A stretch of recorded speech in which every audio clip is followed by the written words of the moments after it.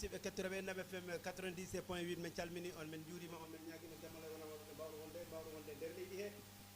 min gandiran tan jokkodirgol Nam FM mo Djulakolon e institut panos mo l'Afrique de l'Ouest e dow projet mo ganduɗa média citoyen pour une gouvernance environnementale participative au Sénégal ɗum noon musidɓe ko hombo won ballijo molanaɗo e on projet mo ganduɗa ko union européen wayno ko union européen ɓe mbawa tan wiide hannde e toɓɓere yewtere nde hoɗum won ɗum onon nganndi ko caɗeele toppuru leɗɗe angal ngal addata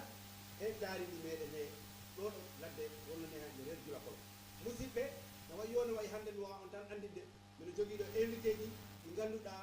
hannde alhamdoulillahi rabbil alamina ɓen ngoni hoɓe mi haalna on ni ɓiɓɓe maɓɓe ɗe joni joni ɗum noon ko junngo am nanoga ɗo mo keerumi ɗo o on ko Alfousseni Baldé wiyete ko kanko woni maire de la commune de Djulakolon ɗum noon somi yawri ɗon nan mi arana capitaine Ba ko kanko woni adjoint IREF mo Kolda ɗo ɗo wonnoni ha Eaux et Forêts so IREF innama ha on gandi ko Eaux et Forêts région Kolda ɗo ɗum noon ko kanko woni ɗo capitaine Ba ɗum noon mi yawri han to yesso on to mi ɓaganam Ramatoulaye Baldé noon si haale haala han ko kanko kankala ko e tawa vraiment hannde onon nganndi rewɓe ɓe e jogii e wonno ni han ligge mawɗe maanaaɗe ɓe mbatta e ladde he hannde ko ɗum taki e ɓe mbaawi wiide hay yo ɗo wonɗo Ramatoulaye kankala ko ɗum jooɗani ɗo kankala ko vraiment ko rewɓe liggoro liggeɗe laddeto ɗe ko ɗum taki mbo jooɗi ɗo ɗum noon si on yawri han mi arana oɗo o biyeteɗo Sadou Mbaalo enen nganndi kanko woni wonno ni han kamɓe ko sehelaɓe ladde nde ɓe goni les amis de la nature ɗum noon Sadou Mbaalo ɗin ɗo junngo am ñaamo ɗo ɗum noon musidɓe mi totta konngol ngol wonno ni han toɓɓere yewtere nde mi haali ɗum joni mi totta konngol ngol mana ɗo wonɗo Sadou Mbaalo mo haalana kam hokkomo miiji e nde ɗo toɓɓere yewtere on jarama emin salmina rawpi ko wonɗo ko capitaine Ba et monsieur le maire Alfousseni Baldé e radio e Ndam FM o e musidɗo am jooɗiɗo ɗo debbo o mino ñaagui Allah enen pikumne émission e jaam e cellal kono affaire ladde nde o fayda ko affaire gurdam meɗen ɗam kalten nin te gurdam men aduna ɗam e ɗal lakara ɗam ko ɗum jinnomi haaldata voilà Sadou Baldé a jarama joni noon mi totta konngol monsieur le maire kankala mbo haalna kam nder toɓɓere yewtere hokko mo yii hen mana e hande haale haala ladde nde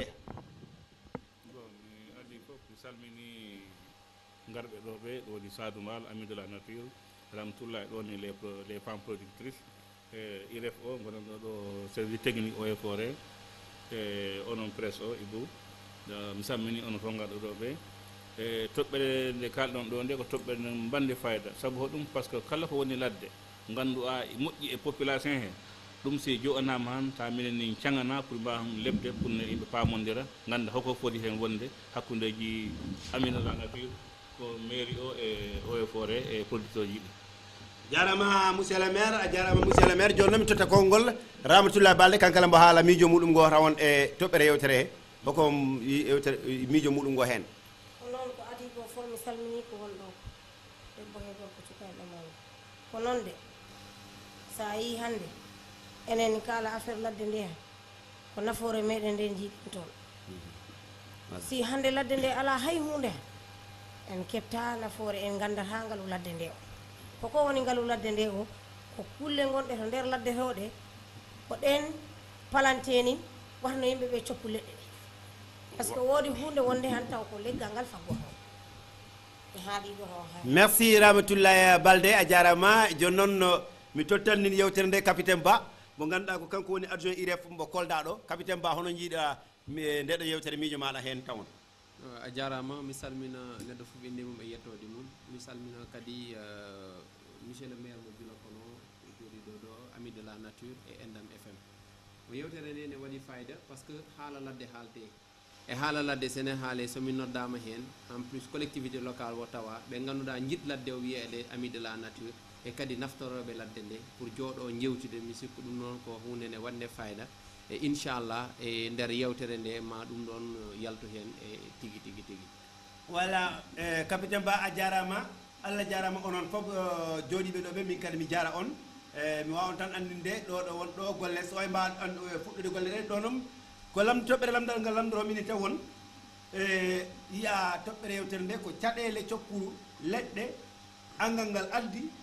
he taaridi meɗen ɗum noon si leɓama han mi sikku o mana Sadou Balde Sadou Mbaalo hono hen an kala d' abord e nden toɓɓere yewtere o ko mbawɗa hen wiide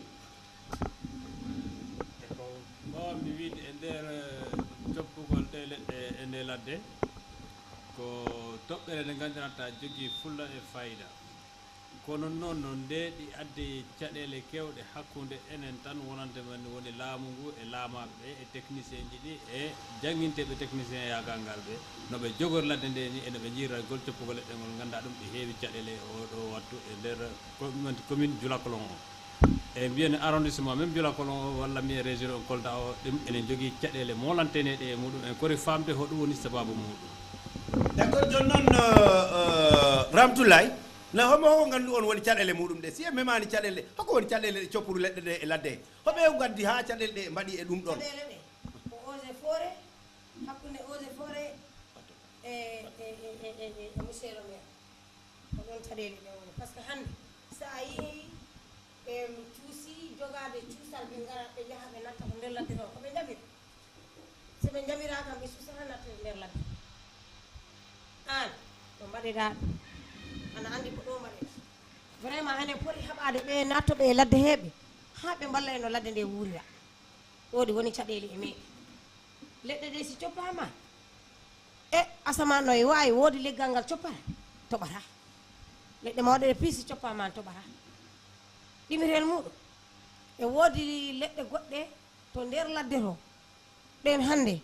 ɗi mbawi en sawrude to nder hôpital ji to sabu lekkele kewɗe ɗe ko e ladde to heɓon joni noon ça veut dire que lekkele leɗɗe ɗe coppama han mbiɗa e woodi ko ganduɗa ɗum addata e nder ladde he caɗele hoɗum addata e nder ladde he caɗele hoɗum addata caɗele hoɗum addata mbiɗa kadi encore mbiɗa yo ko mairie ji ɗi e eaux et forêt o watta ha caɗele ɗe gara par ce que ko ɓe gokkata ɓeyɗaɓe kayitaji joni noon hoko addata d' abord caɗele ɗe kalten ni haala kono hoɗe caɗele gon hen caɗele ɗe kulle ladde ɗe keɓta ko paggi keɓtaɗo cuuɗo keɓtaɗo powriɗo si leɗɗe ɗe coppama kala ɗo wanno suru hunde ladde ko e suru fowrinto kankala heɓano waɗa sinon ɗum ala han noon ko dogak dodde ayani ladde nde fof ala kulle ko leɗɗe ɗe coppereɗe ɗum noon ɗi woni caɗele e meɗen sabu ɗiɗi ladde nde ala kulle Sadou anani mbo yo ladde nde ala kulle angal kulle he ladde he ɗum ko vraiment ko moƴƴani ankal hono mbiɗa ladde nde ko soppere ko hoko a wawata e ɗaddade ladde nde ko soppere ko kono mbiɗo ni ɗum tammani hay mumɓe ɓe ɗi gande so tawi e hoorema nde a femmini a daara si a femmini e wattu mo nde wanno sukundu o hono wayi ko noon ladde nde toppere nde nde wayi sa iti leeɓi ɗi pi ana andi hono guruma hoore ɗum wonta si a ɗali leeɓi ɗo ana andi hono guruma ɗum wonirta e banggal hono ma wiide e coppugol leɗɗe ngal caɗele ɗe ɓuuri hewde ɓurde tentuɗe debbo o haali ɗo d' abord pour ndiyam ɗam mais pamen ko aduna o Allah no tagiri ɗum ni ko kurusi on kurusi wiya toɓɓere o waalo e dow toɓɓere si worere iwi kurusi o taƴiran o sakoro donc ɗe gulle ɗe cikkuɗen ɗe ngala e nafaka e meɗen en jogui nafaka ɓuurka tentude ke enen e mbawra andude taw wona a janggo ɗum walla Allah hollima ɗum joni monsieur le maire wonnani han coppugol ladde nde caɗele ɗe addani en enen kadi e banggal ko ganduɗa toon surtout e daaridi meɗen nde silagde e soppe hono daaridi men ɗi watata donc no mbini ladde nde si soppama han adda caɗele kewɗe saabu adda caɗele e banggal kulle ɗe he paggoro he cuuɗoro he pour ɗe mbawa mane jibinde ɗum adda hen caɗele par ce que kulle ɗe kewɗe joni dogui ladde nde saabu henɗi kulle kewɗe jiiɗa henɗo kulle ɗe ko niɓɓe jiiɗi pour mbawa hen suuɗade mbawa hen nanggude ɓiɓɓe mumen ɓe nde noon si woni par exemple ɗon kala yawti han leɗɗe woodi leɗɗe coppereɗe leɗɗe mawɗe si coppama yani han asaman o si toɓanni han ko ɓuuri hewde ko leɗɗe ɗe ɓurti sukkude he ko hen ndiyam ɗam ɓurta hewde ndungu ɗum ndo noon si lewni leɗɗe ngala hen si coppama henɗi han hammani ko toujours waɗa yooro ngo yooro noon ngo moƴƴani e ndemoɓe ɓe mais ɗen caɗele mino wawi debbo o wiyo ko mairie o e eaux et forêt mairie watta caɗele e coppugol par ce que mairie hay okkiri kayitol coppe nokku sanggam han e woodi sarɗuji mbaɗaɗi hen créé joni en gartanni hen Yo. en gartanni hen monsieur le maire Voilà. e gartanni hen monsieur Ba e capitaine Ba joni noon coppugol leɗɗe ngol mana conséquence mo addata e wonnani han e taaridi meɗen he vraiment ɗum ko hoɗum wontan ko coppugol ladde ɗe no kaaliɗon ni conséquence uji mum ene heewi e nder taaridi men par ce que hannde so ladde soppama no debbo o haarini ni ko ɓuri heewde ma bonnu non seulement conséquence économique ma ar hen par ce que débat o fuɗɗorino wiya ko est ce que nder la coppugol ladde nde conséquence économique mo ngannduɗa coppugol ne adda ɗum par ce que hannde ko ɓuri heewde sa ƴeewi ɗo région de Kolda kamɓe ɓe ngala usine ɓe ngala goɗɗum so wona ladde maɓɓe nde e nder ladde nde ko heewi nani yalta hen e ko ngannduɗa koko naftorte ko hayso diwi lekki ki ne dañi ko ngannduɗa nani itte e nder ladde nde ko wiyete produit forestier non ligne ɗum noon rewɓe ɓe surtout naftorto ɗum hannde sa ƴetti lammude wona lekki kono koko ngannduɗa koye dow lekki ngabbata kiɗon lekki so soppama a warat lammude de ɗum ɗon noon ko ngannduɗa ko conséquence économique kewɗo bonnanta nder wuro ngo bonnana population e taaridi men ni mais so wi directement service eaux et forêt walla commune mi sikku politique Sénégal pour gestion environnement ne waɗa évoluer d'année en année par ce que nden haɗe plan aménagement no wodnode ne dañ noon no soppirteno ha joni min jeeyi ha joni aménagement waɗama so aménagement waɗa wiye ko ni soppirte ladde ko ɗo fotɗon soppude hitande dula ko ɗo foti soppede e ɗum ɗon so soppama ko ni foti rewirde e kadi maire wone maire uji ɗi gonɗi ɗo e commune wone hay hande sa dañi lekkima e nder galle ma haɗa soppude il faut daña autorisation préalable du maire et toujours dans les autorisations préalables maire o windat less il faut se rapprocher du service des eaux et forêts pour que ce soit validé ou pas et nous min mbaɗa envoyé agent pour waɗa constat mais ko yiya ɗo ko joni ladde soppotede nen nawe cehe goɗɗe ko wayno ko yiya ɗo ko affaire timbaw mi sikku ɗum ɗon e nder débat o mamin gartu hen e kadi min artana on e darande service eaux et forêt en collaboration avec les forces de défense et sécurité et les communes d'accord jarama capitaine Ba joni noon en kaali ɗo vraiment coppuru ladde ndu caɗele ɗe addi ɗe e faade taaridi meɗen he joni noon ko hoɓe coppatanin ledde nde ko hoɓe gokkatanin yamirore pour leɗɗe ɗe coppe joni ko ɗum wonɗo Ramatoulaye e Sadou mi sikku noon ɗo mbawata hen haalde mana Ramatoulaye membinino yo ko eaux et forêt o e mairie o karani e joni noon Sadou holko mbiɗon joni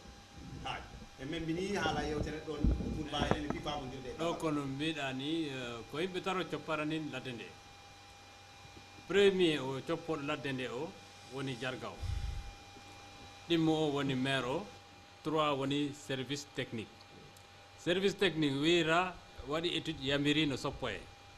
maire o wiya waɗi autorisation jarga o jippinta coppoɗo bonɗo o onon gandi ɓe goni taro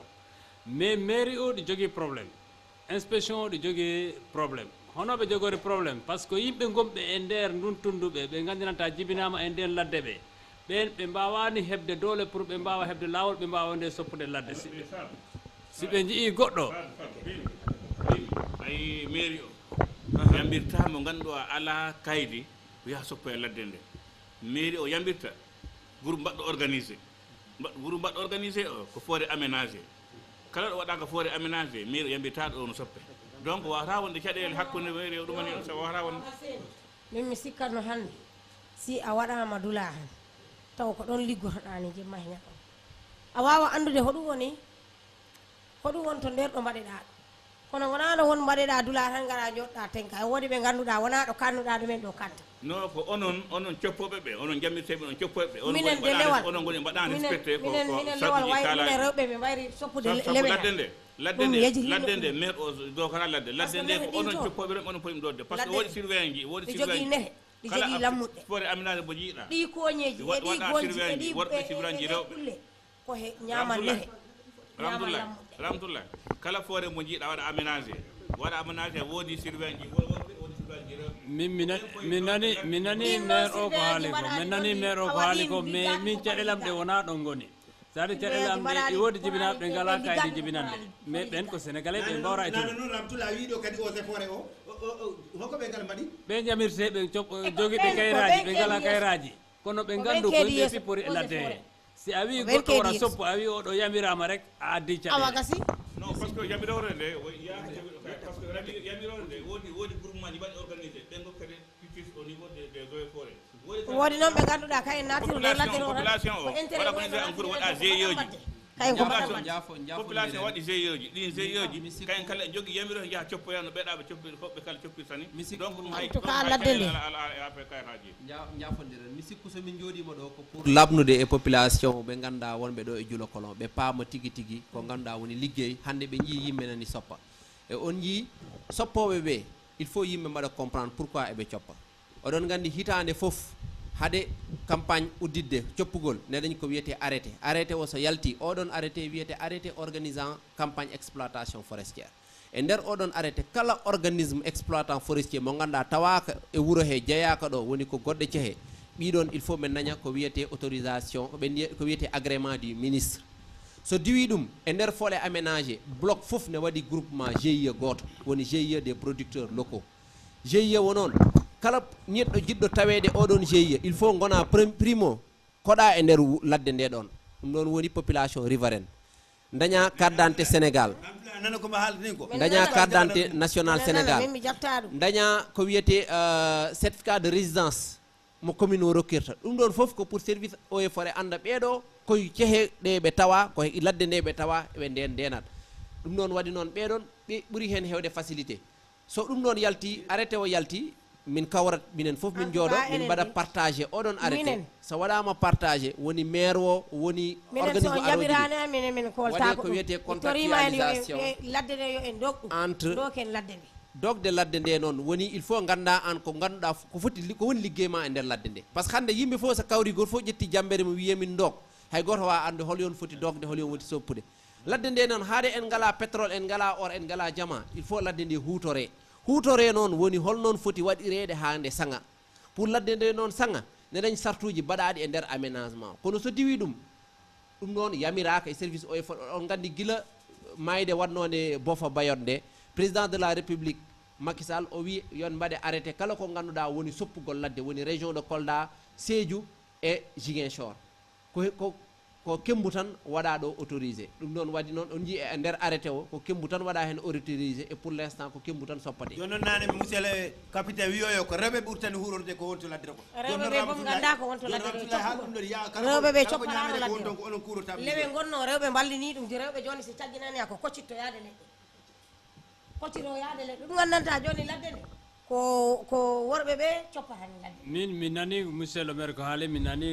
capitaine ko haali ko mi yeddani ɗum kono mi falaɓe faminde hunde orere ɓe ganda wona piiw wawra wonde e groupement wona piiw wawra wonde e association ladde nde laarani gonɗo e groupement laarani mbo wonani e association ladde nde ko ɓurɓe tengtude gonɓe e nde ladde ɓe ko ɓen pori idade hurode nden ladde idi woɓɓe donc ɗon ala caɗele ɗe horo woni sensibilisation d'abord pour andina yimɓe ɓe ladde nde forama soppede ɓeeɗa ɓe gandani ɗum ko ɗum addara caɗele par ce que ɓeeɗa jamiraka no soppu goɗɗo ara ɗe jogui kayitaji mum ɗiɗi wawi soppude ɗon ko caɗele molanteneɗe mbiɗa ɗon ko nani ko mbiɗa ko donc woodi sarɗuji woodi ɓurɗi poɗɗi soppude ɓe potani soppude ɓen woodi an andi kala organisation waɗi surveillant ji ladde nde jogui surveillant ji worɓe surveillant ji rewɓe si tawi onon mbaɗɓe organisé ɓe o jeehi o jii on tawi oɗo kan tawaka organisation ɓurji mbaɗa organisé ɗi soppani onon suwa en poti waɗde signalé si o mbaɗa signalé honi mairie ande honi sewi tagui andirta min mbawata andude onon poti min hakkude information min ala hakkude eaux et forêt e mairie o e sadou par rapport e ɗi permis ji gokkirteɗi yaade mana to ladde to ɗi to est ce que lobin ala hen hakkudeji maɓɓe affaire permis quand même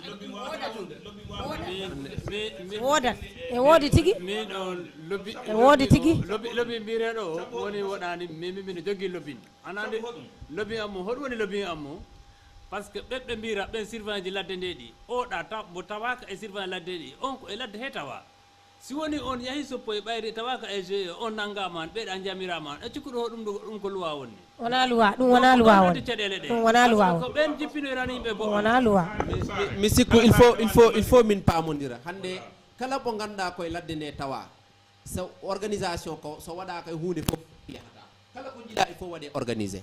ala kaɗaɗo mi wiyama sartuji mbaɗama yo neɗɗo wat respecté les chartes sinon aménagement wattake par ce que aménagement ko hunde ko wonde ganduɗa soppugol kembo bloc o so ƴettama pellete ko pelle 7 hitande yo hitande wiye ko dula ɗo foti waɗede oɗon parcelle waɗe ko peinture watte so waɗama peinture yimɓe mbaɗe en installé so woni ɗum waɗa ko oɗon organisation neɗɗo immimo soppoyi parcelle mo ganduɗa fotaka soppede a waɗat a bonnat aménagement o ɗum ɗon noon waɗi il faut yimɓe ndewa organisation oɗon ganda ladde nde wonno natta ɗo ka soppe ha helgade si toɓatno ni ɗo han fuɗɗino ɗo gila ko wonno futuro taaɗi toɓa ha walda he noon a suytano yaade to fam on jamanu e oɗo jamanu noon wona goonga on jamanu wonno ha ɗum ala wona goonga sabuna nden yolde bâtiment ji kewaɗi donc menuisier ɓe mbaɗɓe ɓe siyoriɓe cocokoɓe leɗɗe ɓen kewano e caye he donc ladde ndo wonno ta wona kewe e huuɗo ala ittede hono mais joni menuisier ɓe wonno bâtiment ji ɗi kewi kala menuisier immota yaha soppoya ladde nde leydi jemma leɗɗe mawɗe leydi jemma yaha naɓam e sare huuɗo ya e joni noon ɓen noon ɓen jahoɓe leriɗe jemma yimɓe ɓe ɗani e ɓen kala ko hokongol ɓen jahoɓe leriɗe jemma ɓe ko hokongol ɗon onon paami ɗo ɓen jaheɓe jemma onon population onon jippinta umen ala jarga o i faami si jarga o hokkama ɗo temedere wellorama ɗo temedere borni ko ɗo han anda ɓen ɗo ko joom yaha soppoya ala ko gaddara ala ko pamara hen wadde a ruttini affaire o to population o par ce que hande so woni jarga walniɗi ɗum galle mum jarga o ɓuraka e kala debbo jargatini sukaɓe jargatini oɗon ari waali toon ɗum ɗon noon hono min kaaliten service eaux et forêt wona agent fof wawi darade e less lekki il faut oɗon population o mana jargaji ɗi kala e tawa hen joni noon jargaji ɗi kono administration to woni par ce que jarga ko laaɓɗo woni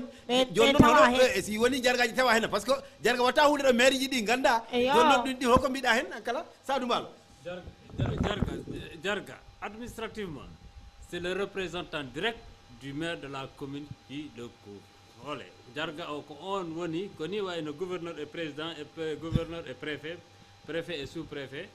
maire e jarga muɗum ko hunde worande wonni jargaji ɗi menen paami noon eɓe jaara he ko ɗi hewɗi e maɓɓe ko jargaɓe jawɓe ko kalabanteɓe par ce que ɓe liggoro ligge ɗe clandestinement ɗum minen jii ɗum kono noon maire ji ɗi ganda kala si gooro wujji hanko onon pimbujji de ɗum ɓe mbawra ettidirde oɗo wonɗo oɗo wona ɗo ɗimmel ngel mi haala aménagement mo capitaine Bawi o kam aménagement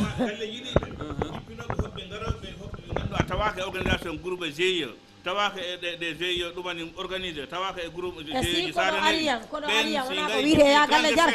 kala nde so waɗa dépend galle mum ɗo ala joni koɗo gara o wiye jippineɗo galle maɗo galle jarga jippoy jarga anda ko jarga o andi wawata andude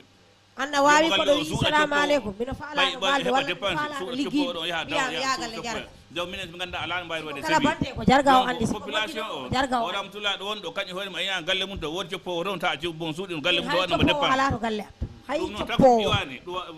coppowo ala to galle minen d' accord ɗon jargaji kala bante men jiiɗo galle jarga jippoy matti aménagement o ko on garsan minin ɗo monsieur le maire ɗin ɗo si woni mbo siwrore hakkude 83 et 90 Amis de la nature meeɗi wonde ɗo balɗe 5 yontere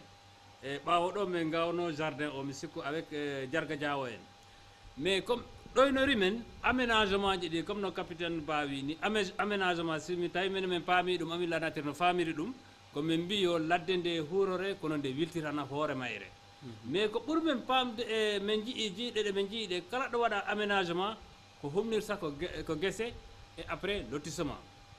ɗum min jii ɗum e ɓaari ko commune Kolda Awko ko ɓaari commune Kolda Awko sabu no hannde ɗo ɗo kalten nin ɗo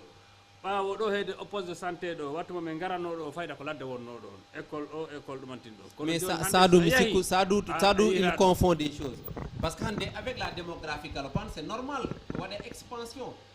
c'est normal hannde Kolda sene mawna il faut Kolda ne yaaja poste de santé o nden Kolda sa ƴettino ko wonno ɗon e yimɓe ɗum ɗo ni ɗuuɗani kono joni Kolda ko région mawɗo Sédhiou ittama e région de Kolda Médina Yoro Foulah joni woni département il faut Kolda ne mawna ne yaaja e sene yaaja c'est normal ko waɗa étendre kono aménagement quand même gila min tuggi ɗum en 1998 avec projet 1 ha Wula Nafa ari ha comment dirais-je Pérakot baddo aménagé ɗo lalle gonɗe ɗon e Djula Kolon ɗum noon gila nden ha joni min jii résultat aménagement par ce que a yahat hande parcelle mo ganduɗa soppanoma 2 ans de cela hande a tawa ɗon waɗi régénéré tigui mi sikku respect oɗon aménagement so waɗama respecté caɗele mbatta ko ɓuuri hewde hande ko yiya caɗele e nder lalle bonoje ɗe kode ladde ɗe ganduɗa waɗaka tawa aménagé par ce que aménagement ko coût tigi tigi ko kalis ngallu kewɗo foti wawirede waɗirede aménagement. D'accord, merci a jarama musidɓe kettotoɓe Endam FM 97.8 ha hande minen calmina on on pam rek ko jokkodirgol Endam FM mo Djoula Colon et Institut Panos mo l'Afrique de l'Ouest et dow vraiment projet mo ganduɗa projet média citoyen pour une gouvernance environnementale participative au Sénégal. Ɗum noon walluɓe ɓe on projet ko ganduɗa ko Union européen. Hande noon invité ji am ɗi na mbimi on ni monsieur le maire de la commune de Djoula Colon Alseni Baldé capitaine Ba wonnani an ko kanko woni adjoint IREF mbo Kolda o ɗo ko Ramtoulaye Baldé ko mo ganduɗa kankala ko kalfuɗo galle muɗum e hutora ladde nde Sadou Baldé ko wonnani han ko ka en goni les amis de la nature ɗo e Kolda fedde nde mawde nde ganduɗa hande ko sehlaɓe ladde nde ɓen ɗo kala jooɗi hande ko ɓen goni invité ji am ɗi ɗo e nder Endam FM ɗum noon toɓɓere yewtere nde ko ganduɗa coppuru caɗele coppuru leɗɗe ɗe wonno ni han e nder taaridi meɗen he ko angal ngal addata ngal e nder meɗen ɗum noon on nani débat o waɗi goto kala o ki miijo muɗum ngo joni noon mi lamdoro ha hande en gartat joni e Sadou honde feere mbatten ha joni taw vraiment ɗeɗo leɗɗe wonno ni taaridi meɗen ndi yakkake e nde coppuru ngol coppuru peeje ɗe mbatten ɗe ɗi keewi mais minen ɗe min ɓuri ɗaminade ɗe il faut ko laamu ngu service technique ji ɗi ɗi ganda ɗi pori wuɗɗinde laawol gongol tawa ko ɗaɓɓere ladde ko ɗi wawa fewnede tawa ɗum heɓɓoyaki ko laddere ko fewneren ko watta ɗum remplacé mana ɗum wontata ɗon mi ara e misal hande si en daari hannane capitaine Bawi en ɓuraɓe yamirede ɓe ko nuccoɓe ƴulɓe ɗe enen so en daari gila dumunna lawno Kolda ko leɗɗe tan defiranno joni en gari ha Kolda fuɗɗi defirde ƴulɓe te ƴulɓe jahoɗe plus ɗe Kolda ñamara ɗe joni ƴulɓe ɗe ɓeydima ladde nde uyrima enen pori hande larde hoɗum wawata wontude ɗen ƴulɓe mana mbiyen hande minen jii site goro mumen nulda huuɗo ko ɗi waɗe ƴulɓe joni ɗo de ɓe keɓde partenaire ji pour mbaɗa appuyé nuccoɓe kembu han est ce que ɓen kala mbawatano ke formé de kon huuɗo wawi waɗede ƴulɓe taw enen ko concours senni si concourama leggal ngal ten kinten ɗimmel ngel ɓe monigeɓe ɗum min kaali ɗum Jean Sor komin kawno ron ko ka e partenaire ji goɗɗe direction eaux et forêt wonno ron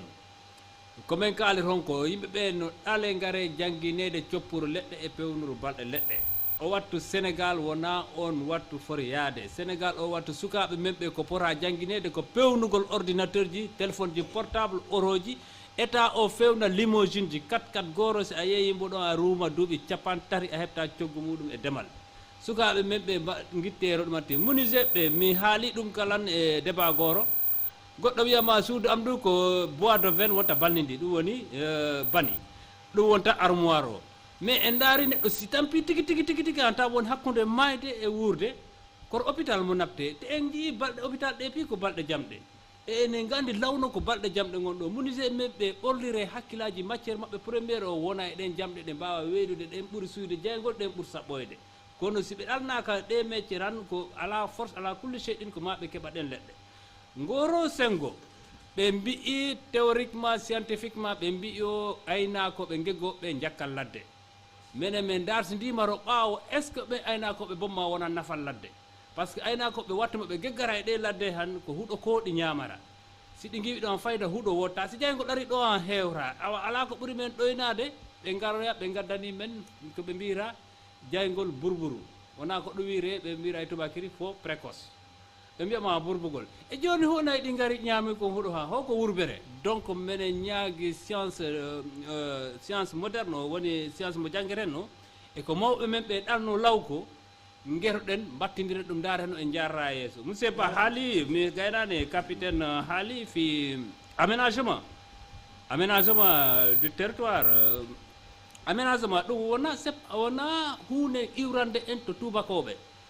enen ko e ɗum tawɗen ko ɗum ganduɗen misal muɗum lawɓe ɓe coppanno segali ɓe ndema mbo duuɓi naggam ɓe boppa mbo ɗon ɓe coppoya segali goɗɗo tuma ɓe gartoɗa ɗon taw woni suhu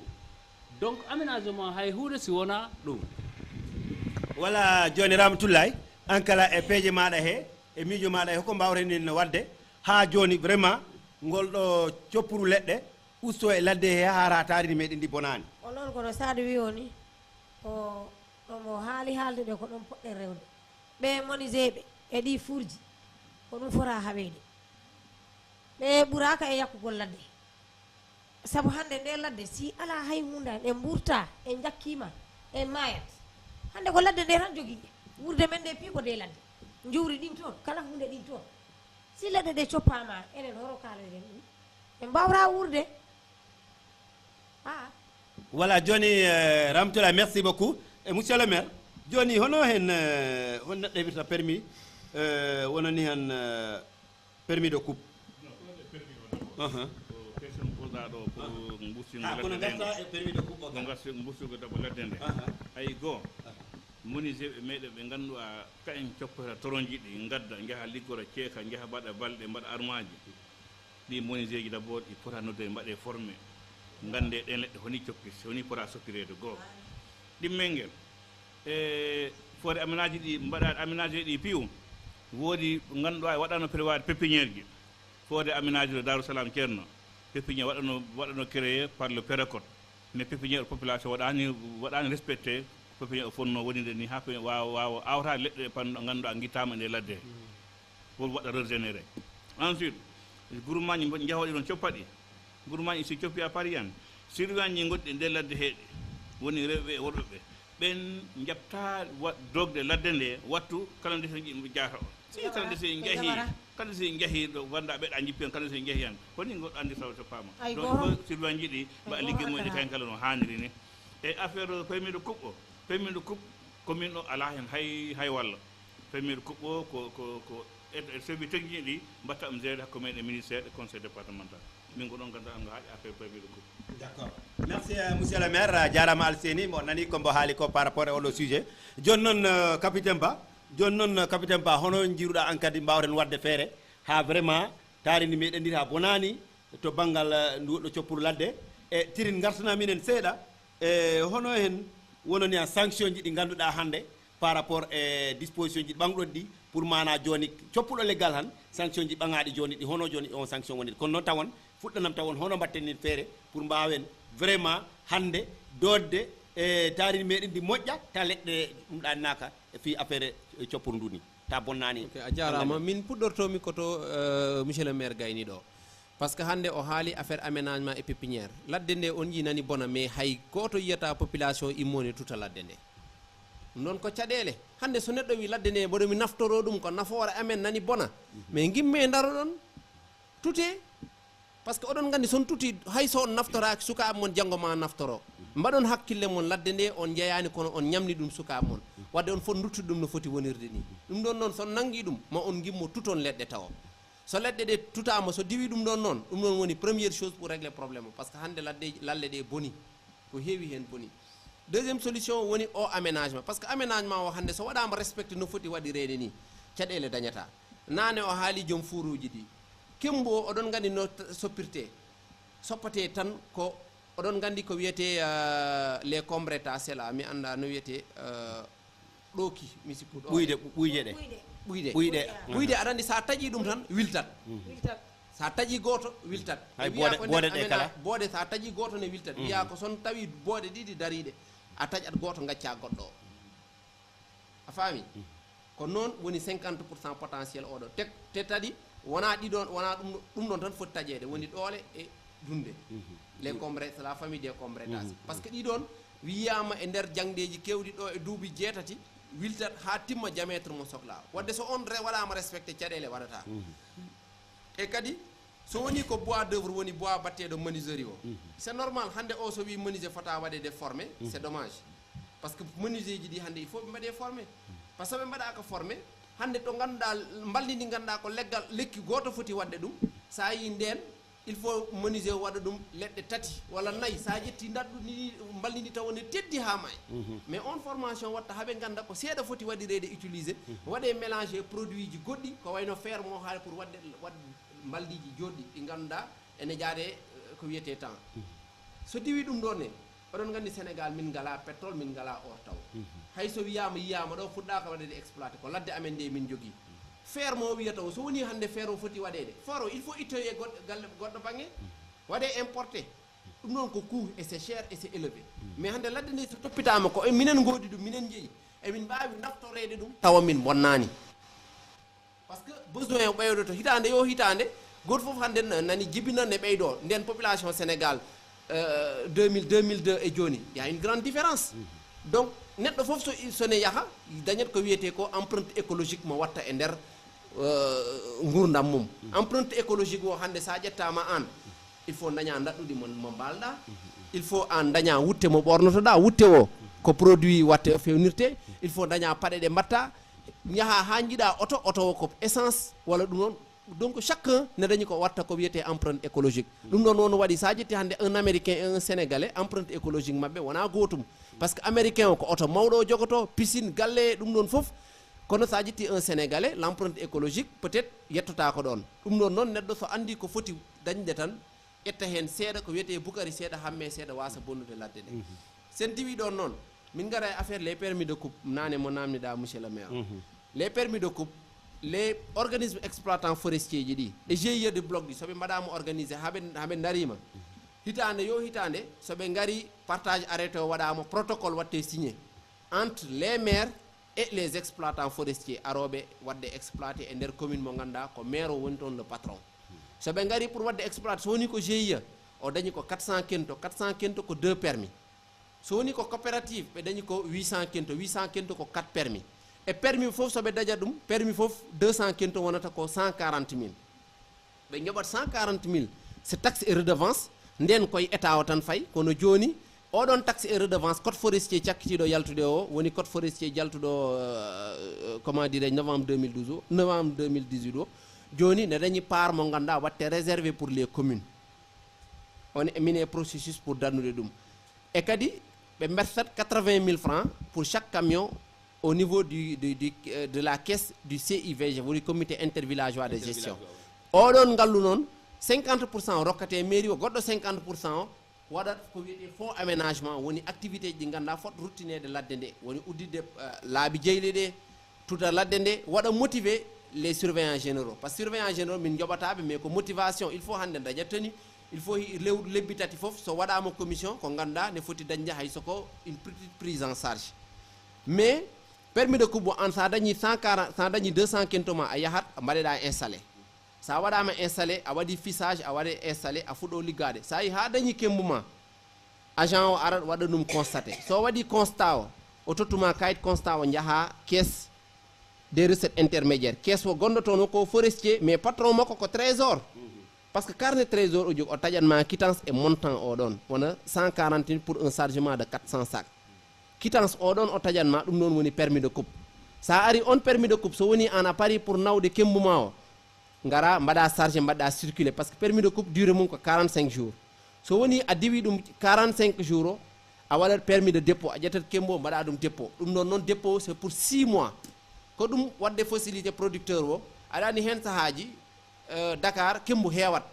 yimɓe fof so jiiwi nawat en même temps prix kembo ne wawi ustade kono an so woni a dañi moyen aɗa wawi fadde mbaɗa déposé paɗa ha kembo prix o ngabba seeɗa Dakar pour nawa kembo ma ɗum noon woni permis de dépôt voilà non fonctionnement o d'accord par rapport aux sanctions ji ɗi pour exploitation frauduleuse mo ganduɗa ko yiyete taƴoɓe bane ɗe ɗum ne rawa cehe goɗɗe mujjoɓe ɗum joni affaire o hande subaka tan un délinquant yoɓi 1 million de francs CFA joni inspecteur ne badine même pas avec minimum c'est 1 million 500 voire 2 millions yimɓe ko ɗum joɓata ɓe ganduɗa ko nanga ko pour exploitation wadde ravitailler le marché de Kolda mais si c'est trafic international ɗum noon ton jeehi police on est presque à plus de 20 individus ɓe ganduɗa ɓe cokama e nder kaso hande sa yi kaso Kolda o heewi ko coppoɓe bane ɓe ladde ɓe ne nama ɗum noon janggo oɗon mbawi wadde défilé to prison to ma on ji on ganda ko service eaux et forêt liggoto e ɗum ɗon noon emin mbaɗa hen remercier population locale o et les collectivités locales les maires et ɗum noon par ce que ligguey o hande sene waɗe il faut goto fof nanga junggo mum mais siko pour ladde nde sanga il faut goto fof waɗa hen liggey mum waɗa partition mum te oto yaw ɗum mi donna exemple goto ko wiyete un grand écologiste Pierre Rabhi o wiyatno ne dañi sumu ladde mawɗo o waɗino sondu wotour o ara o ƴettoya ndiyam sondude colel o ara o yuppa so huppi ndiyam ɗam ne dañi ko ganduɗa ne wiye leerala domru ndu doomi ɗi wone jalde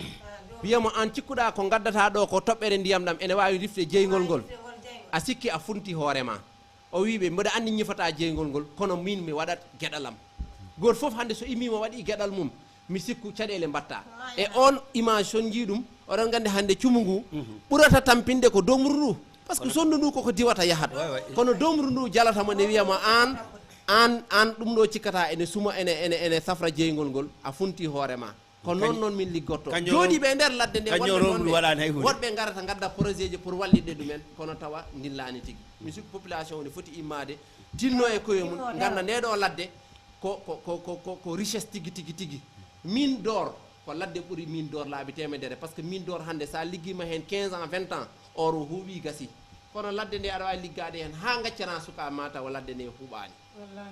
d'accord merci a jarama capitaine Ba ɗum woni adjoint IREF mbo Kolda joni no mbimi on ni rek wata jeeƴite vraiment ko jokkodirgol ennam e fembo Djula Colon institut panafricain de l'Afrique de l'Ouest e dow projet média citoyen pour une gouvernance environnementale participative au Sénégal ɗum noon musidɓe en mbawannin joni wonnoni han addude wonnoni han recommandation ji moɗon ɗi par rapport e joni ko goto kala miijo ngo faala wadde e haalde pour yimɓeɓe piw mbawa vraiment darrade e nden ɗin waajuyeji dal wonnoni han ko hoko en wonta ɗum Sadou ko nani ko monsieur le maire haali ko e capitaine Ba kombo haali ko e kono mbiɗen ni c'est à dire ladde nde so en daari ladde nde han pour nde wawa dadde nde wawa mbawa nafde ko e meɗen par ce que min mi ɗaminaki bomma hoko ladde nde mbatten ni sabuna ko e meɗen mbatten nin mais mi arsa seeɗa e konngol makko ngol dumuna jawrunoɗo ɗo pour keɓa ɗo bandi leɗɗe ko caɗele wonno te yimɓeɓe mbaltono ɗon yimɓeɓe ɗi menuisier ji ɗi pora waɗede orienté métier maɓɓe ɗe e matiére goɗɗo ɗimmel ngel en ngala pétrole no mbo wini en ngala pétrole mais oroji Sénégal ɗi pewɗi doga donc mbaɗoygal o importé matiére premiére wa liggowmo ɗo ɗum kalan ɗi wawa en dannude coppur ladde nde ni ɗimmel ngel pour leɗɗe ɗe no mbimi on ni mi haali ɗum seeremɓe ɓe mi ñaguima seeremɓe ɓe ɗo de ɓe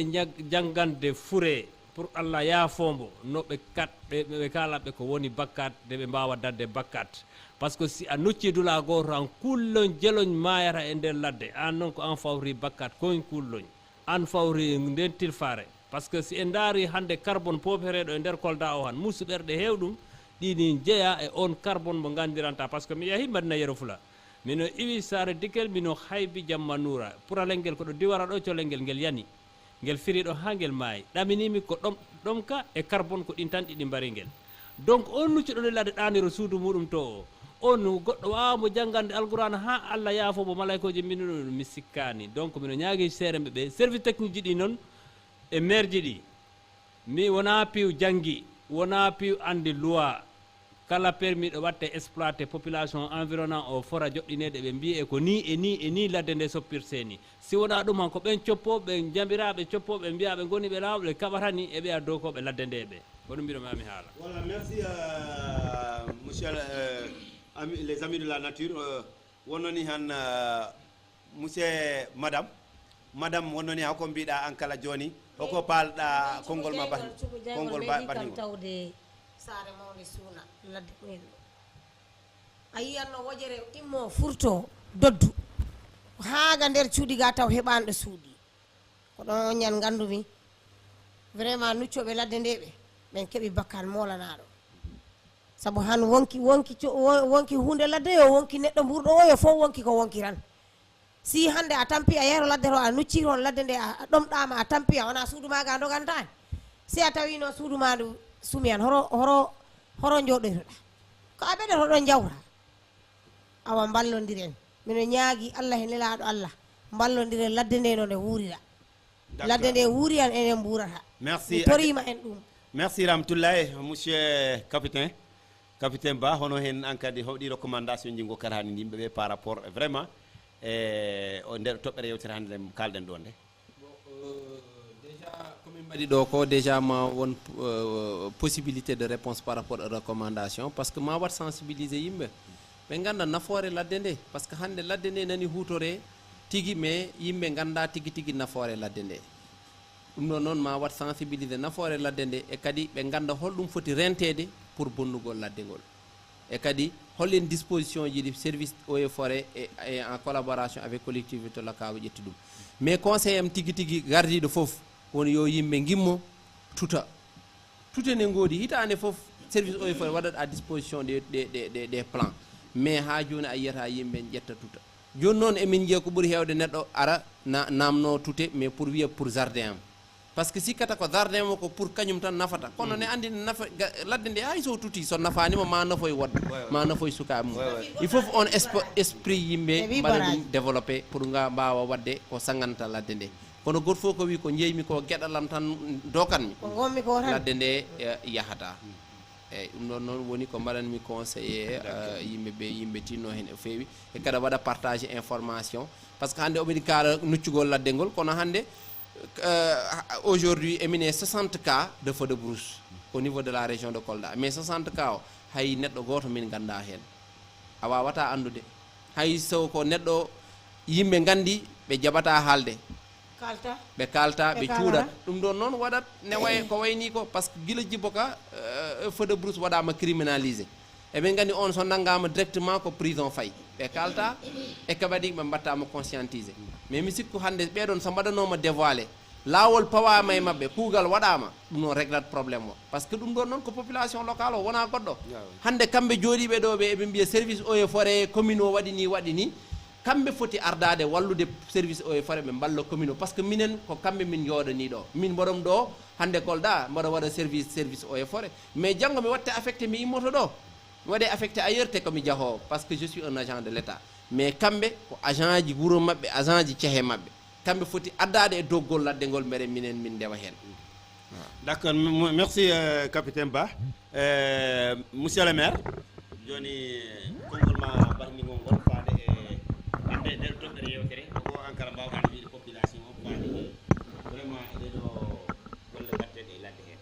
eyi si a laari a latinimam law yimɓe ƴakkanno tew wojere seeɗa yo seeɗa heɓotono kulle kewɗe keɓotono ɗo ta yimɓe tampani hinde joni tuma si pour keɓa heɓe ɗo saɗa pour te tew jawre han comment yaha to Guinée Bissau keɓoya koko waɗi ɗum par ce que ladde nde yakkima mbaɗen feere ladde nde watte ha moƴƴa koni wattotta population o goo yimɓeɓe taw gimmo mbaɗa sensibilisation population honi koko woni nafaka ladde nde e banggal kulle e banggal ndemante e banggal ndiyam ɗon yawti hen population o tinno jaɓa tampude pour ladde nde touré pépiniéji mbaɗe yimɓeɓe jaɓa wadde pépiniéji kala forêt aménagé waɗa pépiniéji mbaɗe hen pépiniéji ɗon si mbaɗama population noon toppiro pépiniére o pour ɗum wawi naɓede e taƴa hen pour wawi wadde régénéré kala mo ganduɗa ana woni e nde saare ko amonisé jaɓ abbade consigne ji service technique ɗi gokkata pour coppugol leɗɗe ɗe ganduɗa ɓayɗa amni leɗɗe e damule par ce que si abbima faaloye ma awa tan nan abbaki ko nafata leydi ndi hanno a yakkat tan ɗum noon vraiment no Sadou wi ni nuccoɓe kala ladde ndeɓe bakkatuji mumen ɗi hay kenno wawata ɗum arsirde hay duwa watama arsirde par ce que du'a ko ganduɗa ko arata toon ƴa min tan goto mi yafnoma yafoɗa kam hinde ko population pi mbaɗɗa